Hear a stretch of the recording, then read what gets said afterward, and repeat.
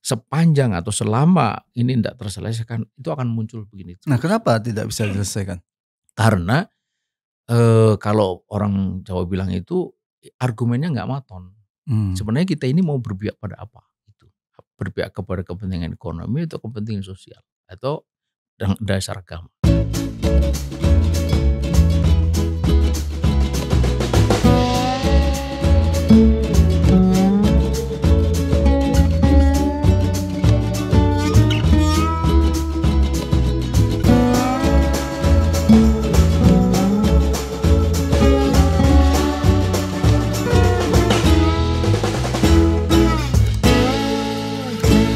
Bismillahirrahmanirrahim. Assalamualaikum warahmatullahi wabarakatuh. Pemirsa yang dirahmati Allah Subhanahu wa taala, kembali kita bertemu dalam program Focus to the Point. Kali ini kita akan membahas kasus penusukan santri di Yogyakarta. Diduga akibat pelakunya menegak minuman keras atau miras. Untuk itu kita akan membicarakan hal ini dengan Ustadz Ismail Yusanto. Assalamualaikum Ustadz. Waalaikumsalam. Di Jogja ribuan santri kepung Polda Yeah. DIY ya menolak miras. Ini terkait dengan kasus penusukan santri. Yeah. Diduga pelakunya menegak miras. Ini kan sudah sering berulang Ustaz Yeah. Ismail. Tapi kenapa pemberantasannya kok seperti sulit ya? Ya, baik. Bismillahirrahmanirrahim. Assalamualaikum warahmatullahi wabarakatuh. Waalaikumsalam. Ini ya selalu ya kalau istilahnya itu trade off gitu antara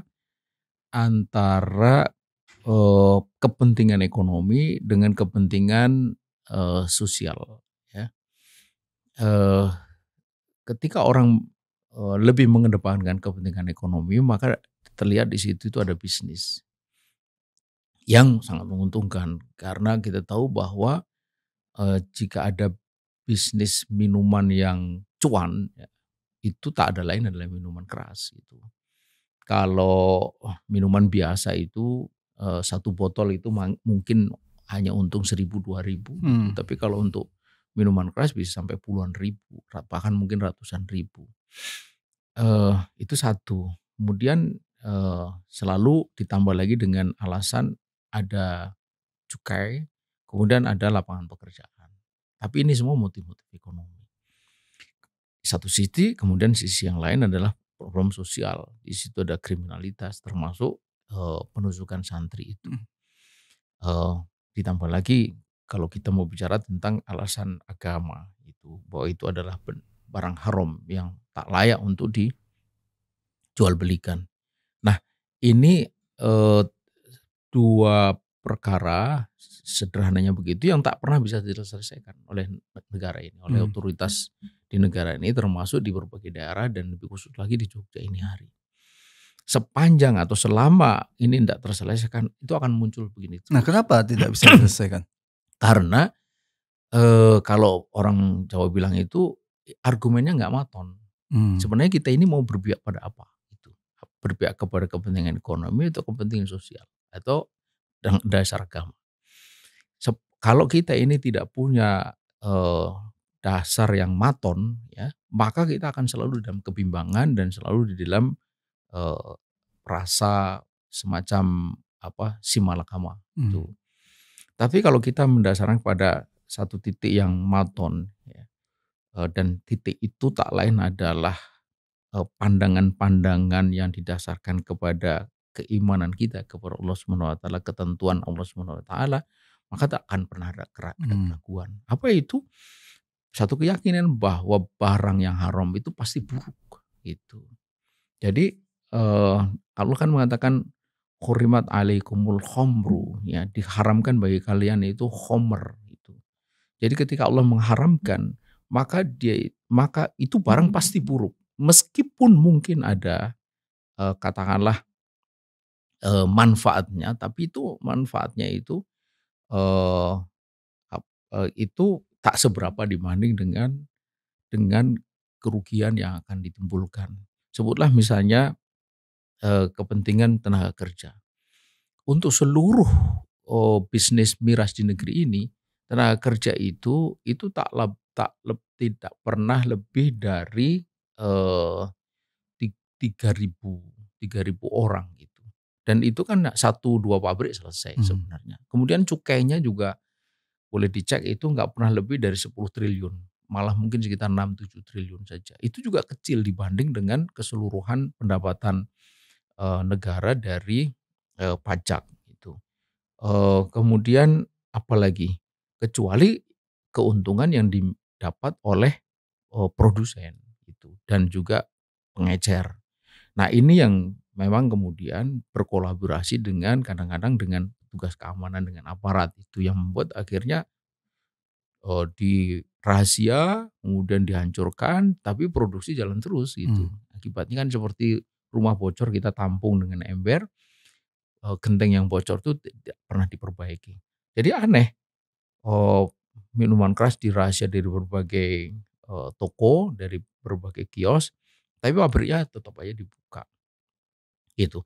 Jadi, keburukan itu pasti lebih besar dan, eee, Nabi mengatakan, "Al-khamru ummul khaba'ith." Khamr itu pangkal dari segala keburukan, segala kejahatan. Eee, Kalau orang sudah mabuk, dia bisa melakukan apapun, bahkan digambarkan sampai dia menyetubuhi ibunya gitu.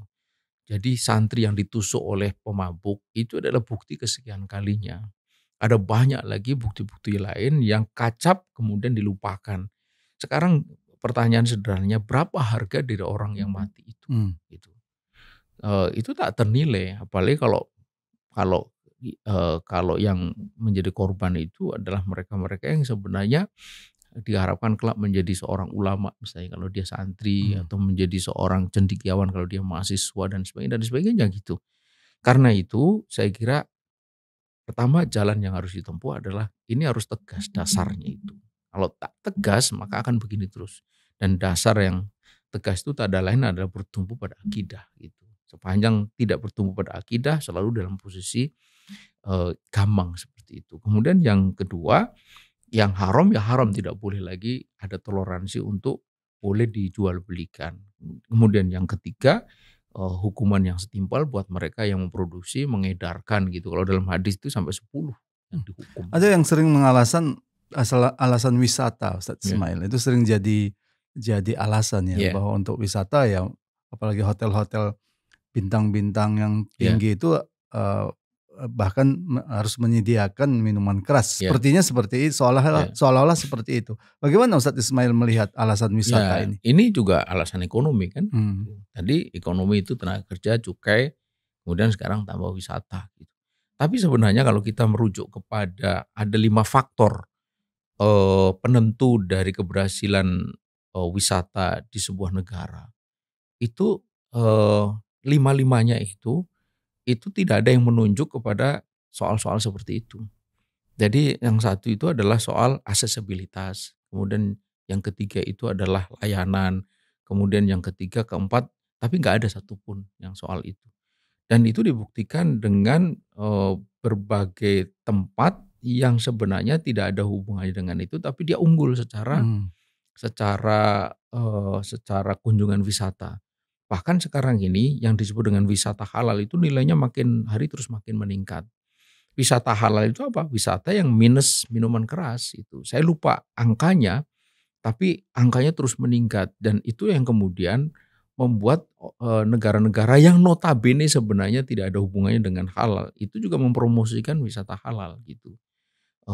Negara-negara di Eropa, di Amerika itu juga memperhatikan hal seperti itu. Kemudian di Asia, Malaysia sudah lama, kemudian Jepang juga begitu gitu. Jadi omong kosong itu semua. Dan turis itu dia tahu kok kalau memang daerah itu nggak boleh minuman keras itu dia nggak akan nyari juga. Tetapi sepanjang daerah itu menarik untuk dikunjungi, alamnya indah, kemudian mungkin di situ ada heritage, kemudian di situ mungkin ada kuliner, ada kerajinan tangan, segala dia akan datang gitu. Tetapi walaupun disediakan minuman keras, wah, kalau orang Jawa abrek-abrek itu kalau turis nggak ada alasan untuk datang nggak akan datang juga gitu. Apalagi satu lagi, kalau dia tahu akibat dari minum keras tidak aman, siapa yang mau datang?